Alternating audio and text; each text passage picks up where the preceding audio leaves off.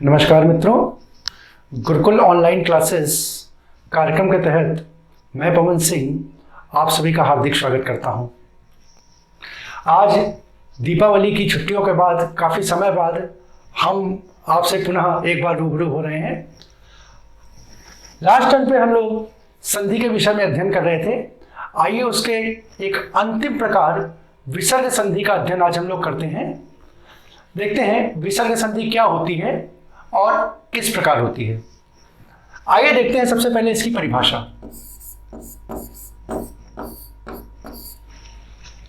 मित्रों, विसर्ग संधि हमारी क्या कहती है? विसर्ग संधि हमारी कहती है कि यदि विसर्ग के बाद कोई स्वर अथवा व्यंजन आए, यानी विसर्ग के बाद स्वर अथवा व्यंजन के मिलने से जो संधि होती है वो संधि हमारी विसर्ग संधि कहलाती है। ठीक है ना? यानी इसको अगर हम लोग साधारण शब्दों में समझे, सामान्य शब्दों में समझे, तो कहती है कि पहले पद के अंत में क्या आना चाहिए? पहले पद के अंत में हमें विसर्ग मिलना चाहिए और दूसरे पद के प्रारंभ में हमें कोई स्वर अथवा व्यंजन मिले तो इस प्रकार के मेल से जो परिवर्तन होगा वो हमारा विसर्ग संधि के अंतर्गत आएगा, या इस प्रकार से होने वाली संधि हमारी विसर्ग संधि कहलाएगी। तो बच्चों, विसर्ग संधि के कुछ नियम होते हैं, उन नियमों की आइए हम चर्चा करते हैं। विसर्ग संधि से संबंधित कुछ नियम निम्नलिखित हैं। देखिए, विसर्ग संधि का नियम एक जो है वो कहता है विसर्ग का श और सा में परिवर्तन, यानी जो हमारी विसर्ग होगी वो श, क्ष और श में परिवर्तित हो जाएगी। इस संधि का दूसरा नियम होता है विसर्ग का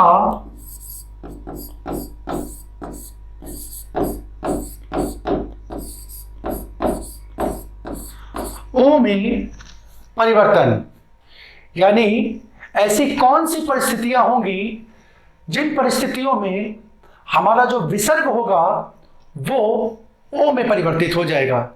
तो इस प्रकार के जो उदाहरण होंगे या इस प्रकार से जो निर्मित संधि होगी वो विसर्ग संधि के दूसरे नियम के अंतर्गत आएगी। ठीक है? विसर्ग संधि का तीसरा नियम है विसर्ग का रा में परिवर्तन। ये नियम हमारा कहता है कि जो विसर्ग होगी वो हमारी किस में परिवर्तित हो जाएगी? वो वर्ण या व्यंजन रा में परिवर्तित हो जाएगी। विसर्ग संधि का चौथा नियम हमारा कहता है विसर्ग का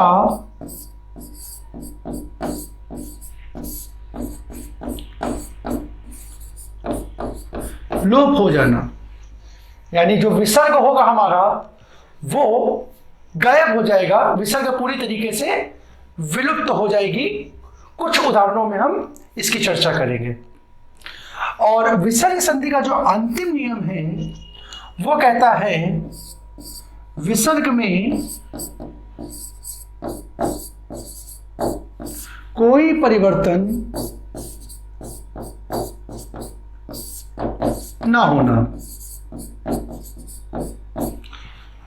विसर्ग में कोई परिवर्तन ना होना, अर्थात विसर्ग जैसी है संधि के फलस्वरूप भी वैसी ही बनी रहेगी, उसमें किसी प्रकार का कोई परिवर्तन नहीं होगा।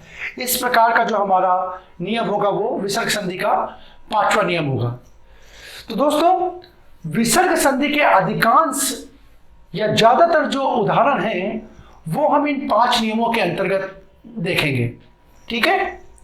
आइए हम चर्चा करते हैं इसके पहले नियम पे। इसका पहला नियम है विसर्ग का श, क्ष और सा में परिवर्तन। तो देखिए मित्रों, एक नियम क्या कहता है, ये नियम हमारा कहता है कि यदि पहले पद के अंत में हमें विसर्ग मिले और दूसरे पद का प्रारंभ का, ख,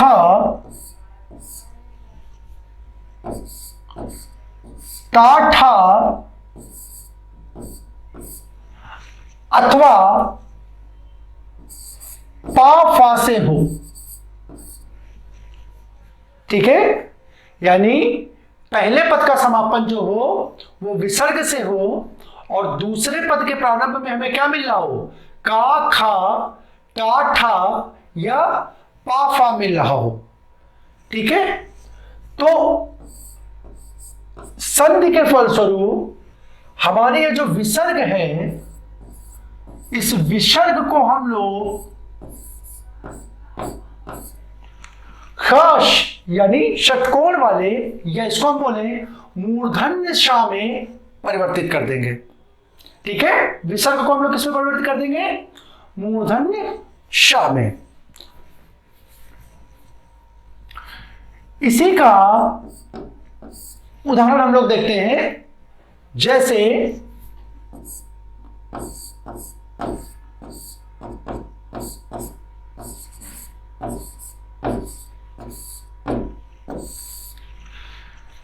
देखिए यहां क्या कह रहा है, नियम हमारा कह रहा है कि पहले पद के अंत में हमें क्या मिले, विसर्ग। तो देखिए ये पहले पद के अंत में हमें मिल गई विसर्ग और दूसरे पद का प्रारंभ किससे हो, का, खा, टा, ठा या पा, फा से।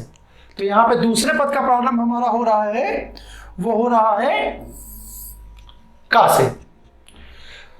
तो यहां पे संधि के फलस्वरूप क्या कह रहा है कि ये जो विसर्ग है वो विसर्ग आपकी परिवर्तित किसमें हो जाएगी, वो विसर्ग आपकी परिवर्तित हो जाएगी मूर्धन्य श में, और ये शब्द बन जाएगा निष्कपट। ठीक है, ये शब्द हमारा बन जाएगा निष्कपट। इसी तरह इसके अन्य एग्जांपल देखते हैं हम लोग, जैसे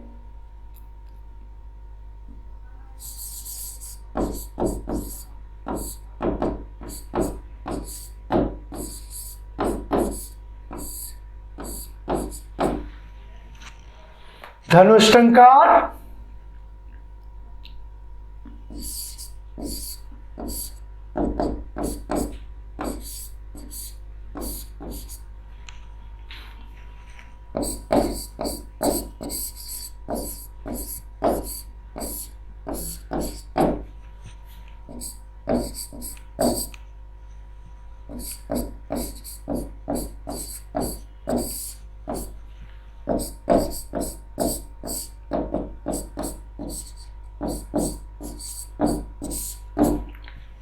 ठीक है, ये इसके कुछ एग्जाम्पल होंगे। देखिए हम लोग, देखिए यहां पे भी वही चीज देखेंगे, पहले पद के अंत में विसर्ग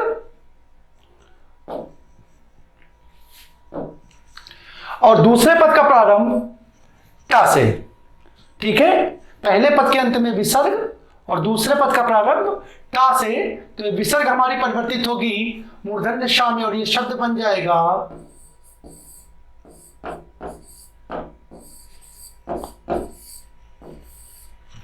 धनुष टंकार। ठीक है, इसी प्रकार देखिए विसर्ग और विसर्ग के बाद आने वाला वर्ण टा, तो ये विसर्ग परिवर्तित हुई और शब्द हमारा मिल गया दुष्ट। नेक्स्ट देखिए, अब यहां पे हम क्या करेंगे, अब यहां पे हमें इसका विच्छेद करना है। तो देखिए शब्द लिखा हुआ निष्ठुर। अब यहां पे देखिए, यहां पे आपका सा कौन सा आ रहा है, यहां पे सा हमारा आ रहा है मूर्धन्य सा। ठीक है, और उसके बाद आने वाला वर्ण ये क्या है, ठा है। तो यहां पे देखिए टा हो अथवा ठा हो, तो यहां पे उल्टा चलेगा, यानी यहां पे अब ये शा आ गया है, तो अगर टा ठा मिल रहा है तो शा हमारा किसमें परिवर्तित हो जाएगा, विसर्ग में हो जाएगा, शब्द हमारा बन जाएगा निष्ठुर। इसी प्रकार से शब्द बनेगा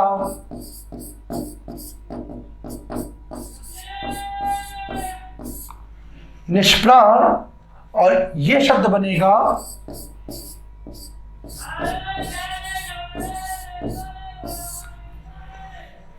निष्फल। ठीक है, तो ये विसर्ग का मूर्धन्य सा में, यानी इसका एक नियम, इसका ये नियम का एक भाग ये यहां पे पूर्ण होता है।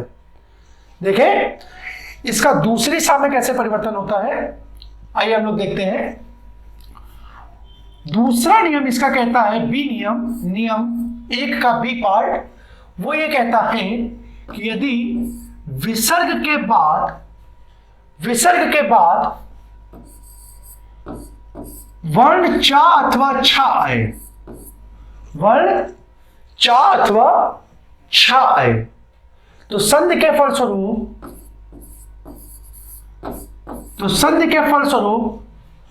विसर्ग को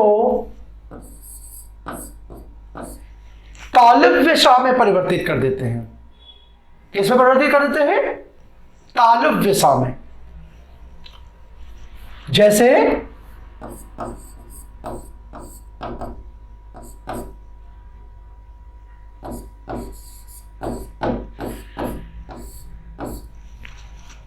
ठीक है,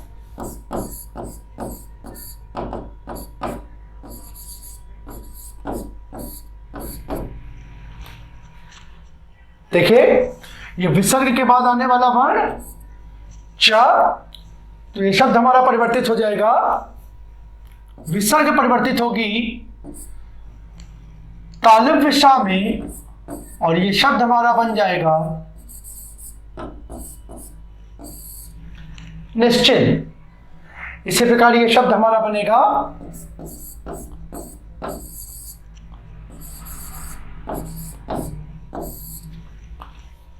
निश्चय। ठीक है, इसके अन्य एग्जाम्पल हम लोग शीट के माध्यम से देखेंगे। इसी का एक भाग है जिसमें क्या होता है, विसर्ग के बाद हमारा ता अथवा था आए, विसर्ग के बाद ता अथवा था आए, तो यहां संधि के फलस्वरूप विसर्ग को दंत सा में परिवर्तित कर देंगे, इसमें दंत सा में परिवर्तित कर देंगे। इसका कुछ उदाहरण देखते हैं हम लोग। जैसे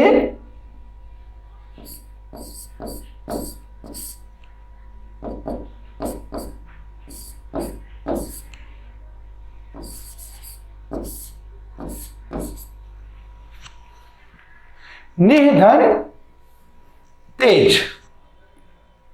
ठीक है, तो देखिए विसर्ग के बाद आने वाला वर्ण ता, तो ये विसर्ग परिवर्तित हुई किसमें, दंत सा में, और ये शब्द बन गया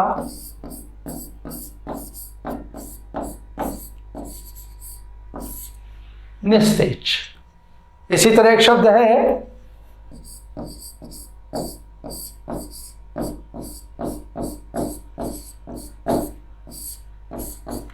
निष्तीर्ण, तो ये शब्द टूट करके बनेगा निधन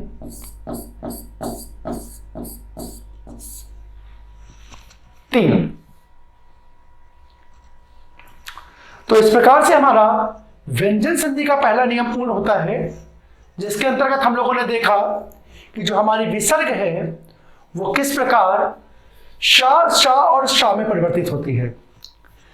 देखिए इसको याद करने का एक तरीका हम आपको बता देते हैं। चूंकि हम लोग अपने आगामी लेक्चर में वर्णमाला को पढ़ेंगे, तो वर्णमाला में जब हम देखते हैं तो वर्णमाला में का, खा, चाछा, टाठा, ताथा और पाफा, ये हमारे पहले और दूसरे वर्ग के वर्ण होते हैं। पहले और दूसरे वर्ग के वर्ण होते हैं। वर्णमाला में हम देखेंगे कि ये काखा जो होता है इसे हम लोग कंठ वर्ण बोलते हैं। कौन सा वर्ण? कंठ वर्ण। इसी तरह चाछा जो होता है वो तालुव्य वर्ण, टाठा जो होता है वो मूर्धन्य वर्ण, ताथा जो होता है वो दंत्य वर्ण और पाफा जो होता है वो ओष्ठ वर्ण कहलाता है। ठीक है, तो यहां से हम लोग इस तरीके से ध्यान रखेंगे कि जब चा छा आता है, देखिए यहां पे देखिए कि दूसरा नियम जो था, दूसरा नियम, और ये हमारा तीसरा नियम। तो दूसरा नियम क्या कह रहा है? विसर्ग के बाद यदि चा छा आए, ठीक है, तो विसर्ग के बाद आने वाले ये चा छा कैसा वर्ण है? तालुव्य वर्ण है। कैसा है? तालुव्य वर्ण है। और इसी तालुव्य वर्ण में आगे एक वर्ण आता है शा। कौन सा? शलजम वाला सा। और इसी दंत वर्ण में ता था के आगे एक वर्ण आता है सपेरे वाला सा। तो देखिए इसको याद करने का तरीका क्या हो सकता है? इसको हम लोग इस तरीके से याद कर देते कि अगर तालुव्य वर्ण आएगा, अगर तालुव्य वर्ण आएगा विसर्ग के बाद, तो हम लोग विसर्ग की जगह तालुव्य सा का प्रयोग करेंगे। किसका प्रयोग करेंगे? तालुव्य सा का। और यदि दंत वर्ण आएगा, दंत वर्ण आएगा, तो हम लोग संधि के फलस्वरूप विसर्ग की जगह दंत सा का प्रयोग करेंगे। किसका? यानी तालुव्य के साथ तालुव्य सा और दंत के साथ दंत सा। बाकी के जो वर्ग बचे हमारे, उन तीनों वर्गों के साथ हम लोग किसका प्रयोग करेंगे? मूर्धन्य। ये जो सा होता है हमारा, ये मूर्धन्य वर्ग में आता है। किस वर्ग में आता है? मूर्धन्य वर्ग में। तो यानी बाकी के जो तीन हमारे का वर्ग, टा वर्ग और पा वर्ग बचे, उसके साथ हम लोग विसर्ग की जगह मूर्धन्य सा का प्रयोग करेंगे। तो इस प्रकार हमारा विसर्ग संधि का पहला नियम जो है, विसर्ग का शा, सा और सा में परिवर्तन, वो कंप्लीट होता है। आइए हम लोग इसके दूसरे नियम पे चर्चा करते हैं। इसका दूसरा नियम हमारा कहता है विसर्ग का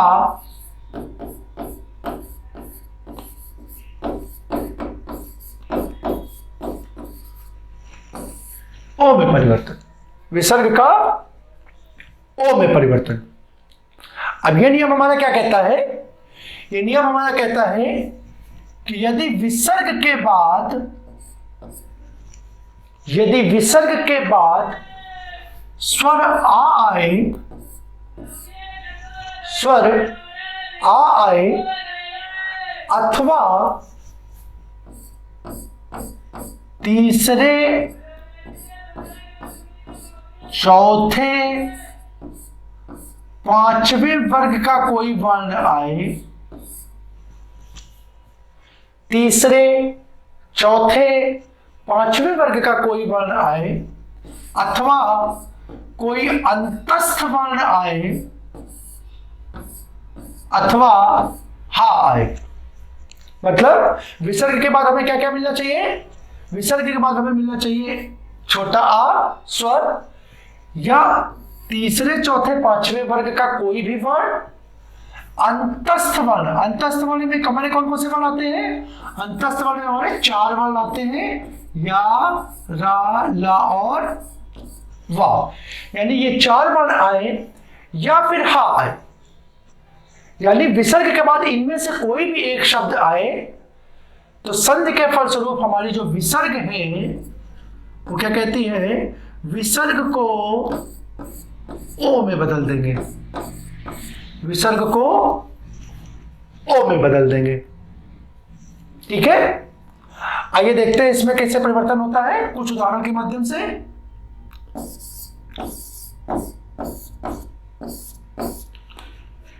जैसे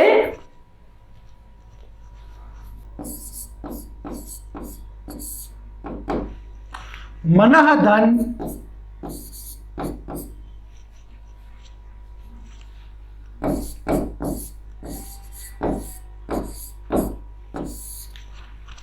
अनुकूल। ठीक है, ये देखिए ये हमारी हो गई विसर्ग। विसर्ग के बाद आने वाला वर्ण स्वर आ।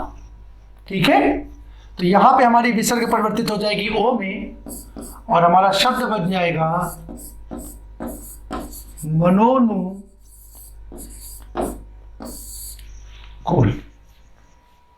शब्द बन जाएगा हमारा मनोनुकूल।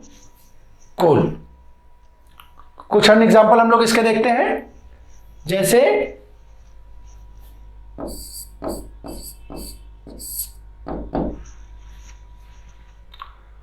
मनः धन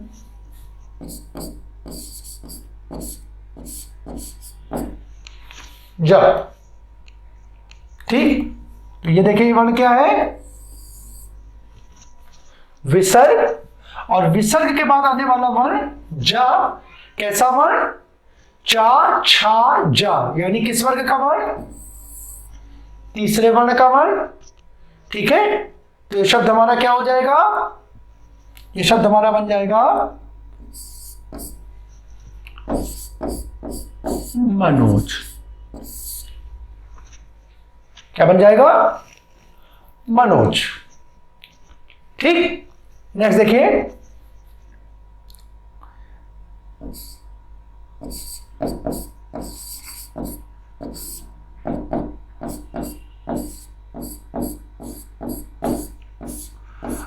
अधः धन गति। तो इसमें क्या, विसर्ग, विसर्ग के बाद तीसरे वर्ग का वर्ण, तो हमारी विसर्ग परिवर्तित होगी ओ में और ये शब्द बनेगा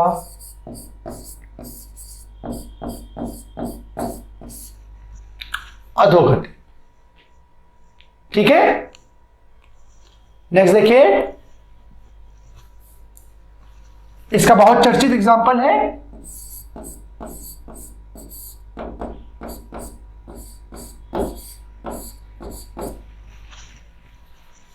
मनः धन हर।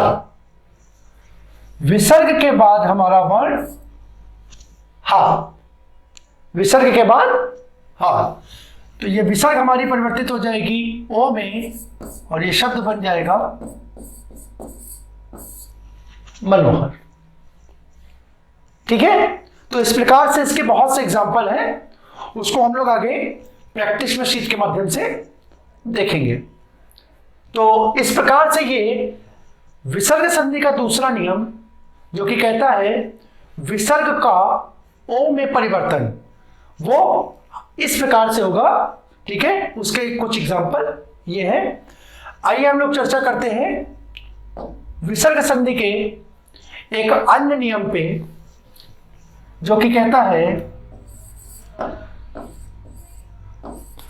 विसर्ग का रा में परिवर्तन।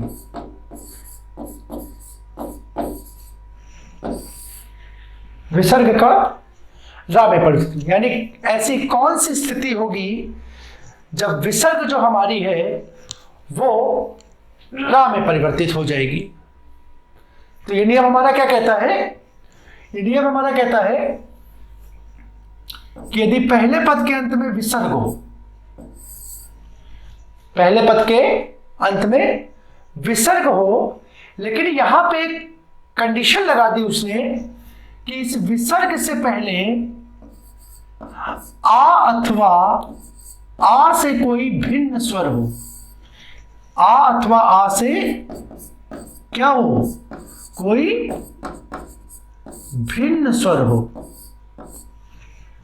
ठीक है, यानी विसर्ग के पहले हमें छोटा आ अथवा बड़ा आ ना मिले, यानी यहां क्या मिल सकता है, उसके अलावा हमें कोई भी स्वर मिल जाए। ठीक है, और दूसरे पद का प्रारंभ हो वहां पर कोई स्वर आ जाए, कोई स्वर आ जाए, अथवा तीसरे चौथे पांचवें वर्ग का वर्ण आए, ठीक है, या फिर कोई अंतस्थ वर्ण आए, या फिर वर्ण हा आए। ठीक है, क्या क्या हो, विसर्ग से पहले आ अथवा आ से भिन्न कोई स्वर हो, और विसर्ग के बाद कोई भी स्वर हो, अथवा तीसरे चौथे पांचवें वर्ग का वर्ण हो, या फिर कोई अंतस्थ वर्ण हो, या फिर वर्ण हा हो। तो इस परिस्थिति में हम लोग विसर्ग को क्या करेंगे, विसर्ग को रा में परिवर्तित कर देंगे,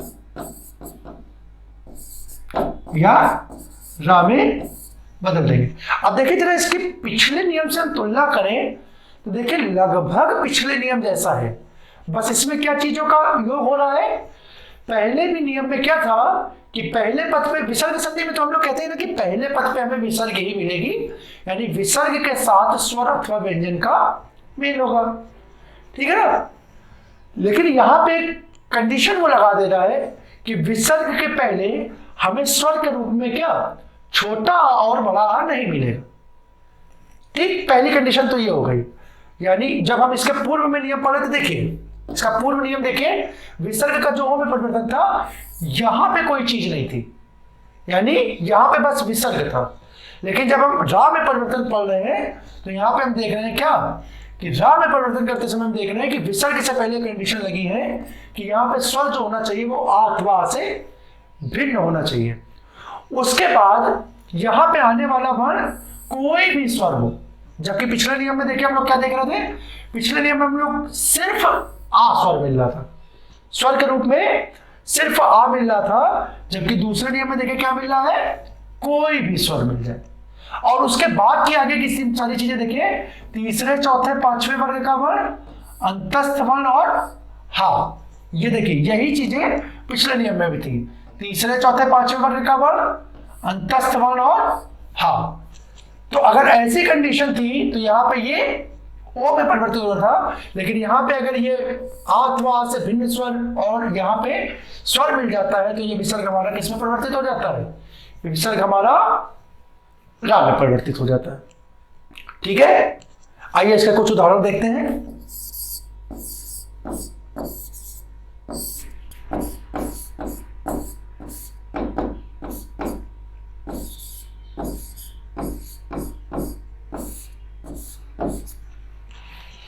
निधन उपमा, निधन उपमा।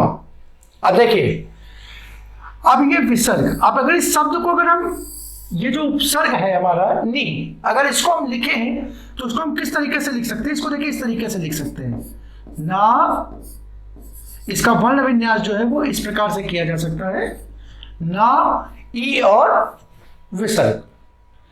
अब देखिए हमारा नियम क्या कह रहा है कि ये विसर्ग से देखिए पूर्व आने वाला जो स्वर है वो क्या है, ई है, और स्वर ई है तो ये आ अथवा आ से भिन्न हो गया। ठीक है, और दूसरा नियम क्या कह रहा है, बाद में आने वाला वर्ण क्या हो, कोई भी स्वर, तो ये वो क्या है, वो क्या है, स्वर है। तो यहां पे ये विसर्ग जो है वो किस में परिवर्तित हो जाएगी, ये विसर्ग रा में परिवर्तित हो जाएगी। और देखिए ये रा कैसा है, ये रा आपका आधा है, इसको ये ऊ मिलकर के पूरा कर देगा और ये शब्द बना देगा आपका निरुत्साह। क्या बना देगा, निरुत्साह, सॉरी ये शब्द आपका बन जाएगा निरूपमा। ठीक है, ये शब्द बन जाएगा आपका निरूपमा। निरुत्साह भी इसी का हो जाएगा, देखिए कोई अलग नहीं है, वो भी इसी का एग्जाम्पल है, उसको भी हम बता दे रहे हैं। देखिए इसको हमने लिखा निधन, एकदम सेम, कोई भी चीज चेंज नहीं। देखिए उपसर्ग यहां सेम है और बाद में आने वाला वर्ण क्या, ये स्वर है, तो ये भी इसी का एग्जांपल है। शब्द बन गया निरुद्ध सा। ठीक है, नेक्स्ट देखिए, नेक्स्ट हम लोग देखते हैं जैसे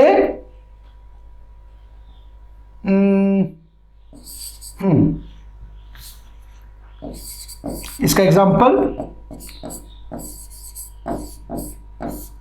दूरधन जल, दुहधन जल। अब देखिए ये विसर्ग से पहले आने वाला स्वर जो है वो क्या है, ये आत्वा से भिन्न ऊ है, और उसके बाद ये आने वाला वर्ण क्या है, ये वर्ण हमारा है जा।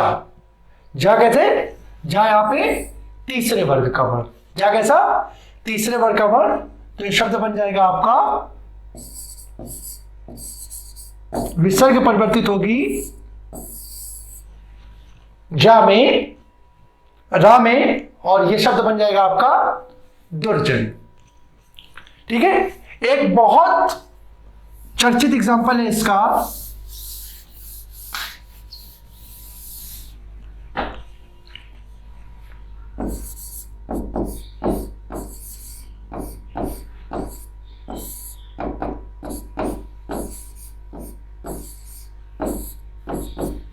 आशीधनवाद। और मजे की बात तो यह है कि ज्यादातर जगहों पे ये आशीर्वाद गलत ही लिखा होता है। ठीक है, देखिए इसका शुद्ध रूप क्या होता है, यहां पे देखिए ये विसर्ग के पहले क्या है, ये विसर्ग के पहले ई, ठीक है, और बाद में आने वाला वर्ण ये वा। वा मतलब अंतस्थ वर्ण, या रा ला वा, वा मतलब अंतस्थ वर्ण। तो ये विसर्ग हमारी किस में परिवर्तित होगी, ये विसर्ग हमारी रा में परिवर्तित हो जाएगी। और देखिए हमारा शब्द किस तरीके से बनेगा, आशी, और ये विसर्ग जो है वो रा में परिवर्तित होगी, तो वो आगे के वर्ण पे आएगी और ये शब्द बनेगा। ये शुद्ध रूप होता है। अधिकांश जगहों पे ये शब्द वर्तनी में इस तरीके से लिख करके आता है। ठीक है, कई जगह आप इसको ऐसा, और हंसी की तो बात जब है जब आप विवाह, आपके घर पे शादी ब्याह के कार्ड आते होंगे, तो वहां पे जब इसको देखेंगे तो अधिकांश कार्डों में आशीर्वाद इसी तरह लिखा होता है। ठीक है, तो अब संधि पढ़ने के बाद आप सभी का यह दायित्व है कि कम से कार्ड में इस शब्द को जरूर देखें। ठीक है, और अगर गलत लिखा है तो तुरंत उनको बताएं कि सर ये गलत लिख गया आपका। ठीक है, इसका शुद्ध स्वरूप क्या होता है, आशीर्वाद। तो इस प्रकार से विसर्ग संधि का तीसरा नियम, विसर्ग का रा में परिवर्तन हमारा पूर्ण होता है। ठीक है, अब हम लोग एक इसके अन्य नियम पे चर्चा करते हैं। वो नियम हमारा क्या कहता है, वो नियम हमारा कहता है विसर्ग का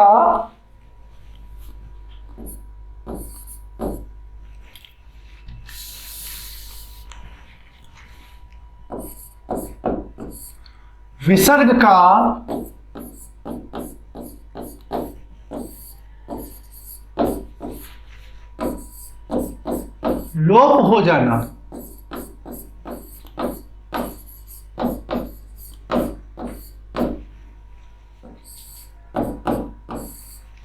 विसर्ग का लोप हो जाना। देखिए इसके लिए क्या क्या परिस्थितियां होंगी। विसर्ग का लोप होने की परिस्थिति यह होती है यदि विसर्ग के बाद वर्ण रा आ जाए। क्या आ जाए, वर्ण रा आ जाए। विसर्ग के बाद वर्ण रा आ जाए और विसर्ग से पूर्व लघु ई अथवा ऊ हो। लघु ई अथवा उ हो। ठीक है, विसर्ग से पूर्व लघु ई अथवा उ हो और विसर्ग के बाद रा आ जाए तो संधि के फलस्वरूप यहां विसर्ग का लोप हो जाता है, विसर्ग का लोप हो जाएगा और साथ में ये जो लघु वर्ण है, लघु स्वर है विसर्ग से पूर्व का, ये अपने दीर्घ में बदल जाएगा। ठीक है, ये क्या होगा? अपने दीर्घ में बदल जाएगा। आइए इसके कुछ एग्जांपल देखते हैं। जैसे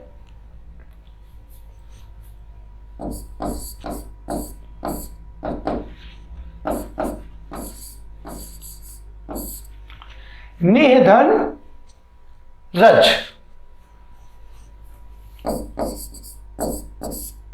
निधन रस धीरज। ठीक है, देखिए ये विसर्ग से पहले हमारा स्वर क्या मिला? लघु ई।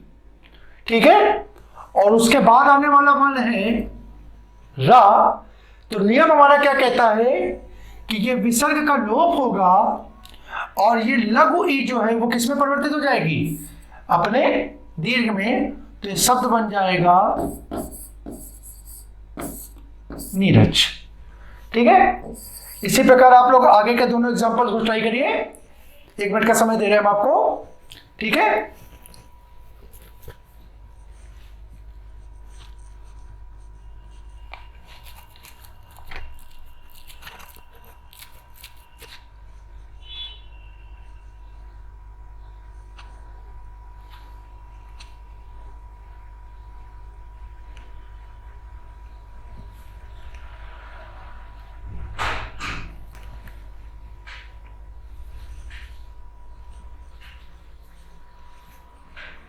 ठीक है, देखें इसका बनाया आप लोगों ने, क्या बनेगा? विसर्ग के पहले ई, ठीक, विसर्ग परिवर्तित हुई आपकी, मतलब विसर्ग का लोप हुआ और ई परिवर्तित हुई आपकी बड़ी ई में। ये शब्द बन गया नीरस। ठीक है, नेक्स्ट देखिए,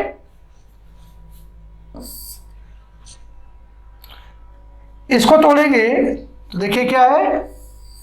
बड़ी ई, उसके बाद आने वाला वर्ण रा। ठीक है, तो सबसे सरल तरीका अगर आपको समझ में ना आ रहा हो, वैसे टूट तो इस प्रकार से जाएगा धी धन रज। लेकिन अगर आपको ये ना समझ में आए तो आप इसके लिए क्या कर सकते हैं कि इसका पहले वर्ण विन्यास कर लें। ठीक है, और वर्ण विन्यास का हमने आपको पूर्व के लेक्चरों में पर्याप्त अभ्यास कराया है। ठीक है, तो उस वर्ण विन्यास के करके आप इसको आसानी से निकाल सकते हैं। ठीक है, इसी का एक और एग्जांपल हम लोग देख लेते हैं। दुधन रम्य, दुधन रम्य। देखिए ये क्या कहता है? अगर ऐसी कंडीशन होगी तो इसमें कैसे होगा? देखिए ये विसर्ग से पहले आने वाला वर्ण छोटा ऊ और उसके बाद रा, तो ये शब्द हो जाएगा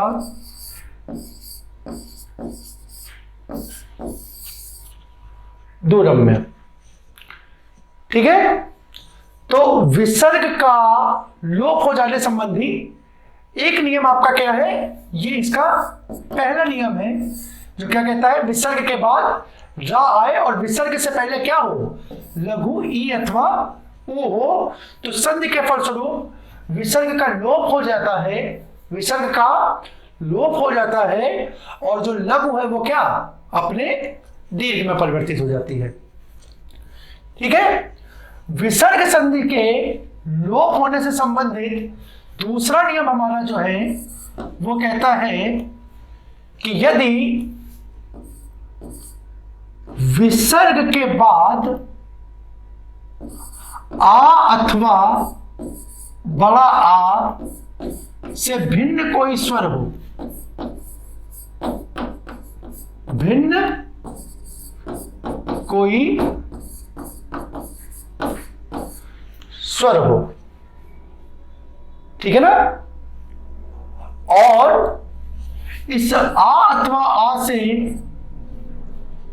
पहले, इस विसर्ग से पहले आ अथवा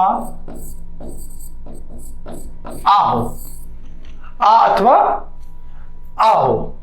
यानी देखिए ये क्या कह रहा है कि विसर्ग से पहले स्वर आ अथवा बड़ा आ हो और विसर्ग के बाद कोई स्वर आ अथवा आ से भिन्न हो।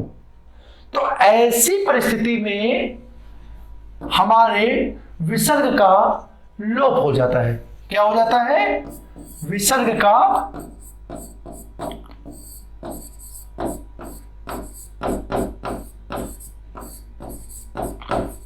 लोप हो जाता है। जैसे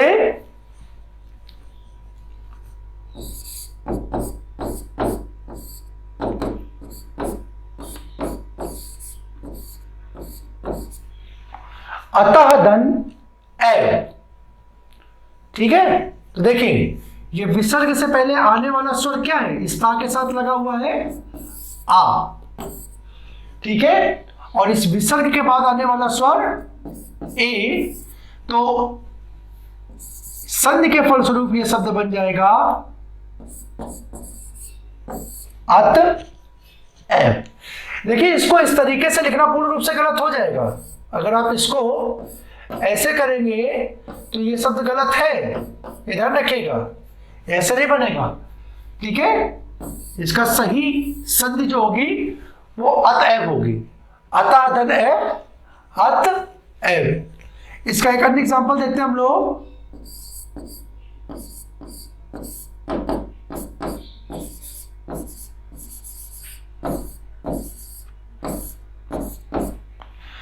मनः धन उच्छेद, ठीक है, ये हो जाएगा मनः धन उच्छेद, ये शब्द हो जाएगा मनुच्छेद। क्या बन जाएगा? मनुच्छेद, ठीक है। तो इस प्रकार से हमारे व्यंजन संधि, विसर्ग संधि का जो चौथा नियम था, जो कि हमारा कह रहा था कि विसर्ग का लोप हो जाना, उससे संबंधित जो दो नियम है वो ये निम्नलिखित थे। आइए हम लोग इसके अन्य अंतिम नियम पर चर्चा करते हैं, जो कि इसका पांचवा नियम है। वो नियम क्या कहता है? वो नियम हमारा कहता है कि विसर्ग में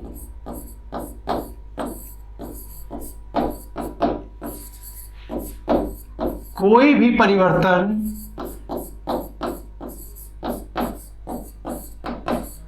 ना होना, विसर्ग में कोई भी परिवर्तन ना होना, ठीक है। इसको देखिए हम लोग कैसे देखेंगे। ये नियम हमारा कहता है कि यदि विसर्ग के बाद का खा अथवा पा फा आए, ठीक है, क्या क्या मिले? का खा अथवा पा फा आए, ठीक। परंतु इस विसर्ग से पहले हमें क्या मिले? इस विसर्ग से पहले हमें आ अथवा आ मिले, स्वर के रूप में क्या मिले? आ अथवा आ मिले, ठीक। और का खा और पा फा आए।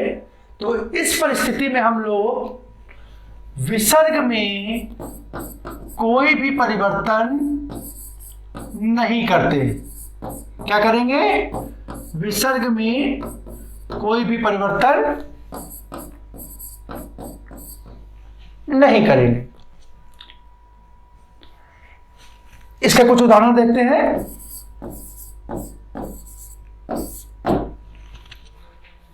जैसे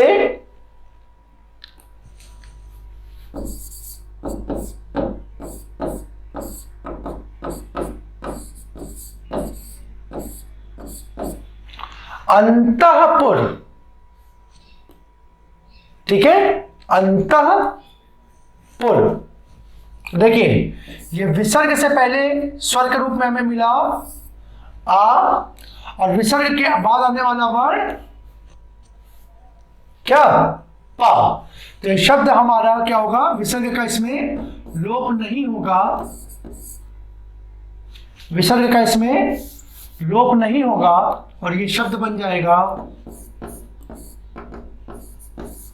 अंतःपुर, अंतःपुर। इसी प्रकार इसका बहुचर्चित एग्जाम्पल है प्रातः काल, ठीक है, प्रातः काल। देखिए विसर्ग से पहले स्वर आ और विसर्ग के बाद आने वाला वर्ण का, तो ये शब्द हमारा हो जाएगा, ये इसी प्रकार से लिखा रहेगा प्रातः काल, ठीक है, अंतःपुर प्रातः काल। ये इसके कुछ उदाहरण है। इसका एक अपवाद हमें देखने को मिलता है, देखिए वो अपवाद है, ये भी पेपरों में बहुत पूछा जाता है, दुहधन खा। अब देखिए नियम हमारा जो कह रहा है वो कह रहा है कि विसर्ग से पहले हमें स्वर के रूप में क्या मिलना चाहिए, आ अथवा बड़ा आ, और उसके बाद का मिले, खा मिले, पा मिले या फा मिले। तो विसर्ग में हमारा कोई परिवर्तन नहीं होता है। लेकिन यहां पे देखिए हमें विसर्ग से पहले स्वर के रूप में क्या मिल रहा है, ऊ, यानी आ अथवा आ से भिन्न स्वर, और उसके बाद हमें वर्ण खा मिल रहा है। उसके बावजूद भी यहां पे हम क्या करेंगे, विसर्ग का लोप नहीं करेंगे और इसको इसी प्रकार से लिख देंगे, ठीक है, दुख। तो इस प्रकार से ये हमारे विसर्ग संधि से संबंधित पांचवें नियम, जिसमें हम लोग चर्चा करते हैं कि विसर्ग में कोई परिवर्तन ना होना, के कुछ उदाहरण थे। मित्रों आज हम लोगों ने हिंदी के एक महत्वपूर्ण टॉपिक संधि को पूर्ण रूप से पढ़ लिया है, उनके नियमों की चर्चा कर ली है। आशा करता हूं कि ये नियमों के माध्यम से आप लोगों को संधि को करने में सुविधा होगी, आसानी होगी, और इसके कुछ अन्य उदाहरणों को हम अपनी अगली क्लास में चर्चा में शामिल करेंगे और उसके बाद फिर हम एक नए टॉपिक की ओर बढ़ेंगे, ठीक है। आशा करता हूं आप लोग किताबों के माध्यम से, आपके पास जो भी किताबें हों उससे ठीक प्रकार से इसका अध्ययन करें, उसका प्रयास करें, अभ्यास करें, और कोई अगर उसमें संबंधित समस्या हो तो उसके लिए आप हमें हमारे टेलीग्राम चैनल पे अपनी समस्या भेज सकते हैं, या अन्य भी कोई सुझाव जो आपको लगते हों। जैसे आज हमने अपने लेक्चर में अपनी गति को थोड़ा विगत लेक्चर की भांति बढ़ाया था, क्योंकि हमारे पास कुछ सुझाव आए थे कि सर हम लोगों का जो बेसिक है वो अब कंप्लीट हो रहा है धीरे धीरे, तो आप सीधे सीधे उदाहरणों को स्पष्ट रूप से बढ़ा करके उसके बेसिक्स को फोकस ना करें। तो उस पर अमल करते हुए आज हम लोगों ने थोड़ी गति को तेज किया है। तो इसी प्रकार के अन्य भी कोई सुझाव अगर आपके पास हो तो आप हमें हमारे टेलीग्राम चैनल पे भेज सकते हैं।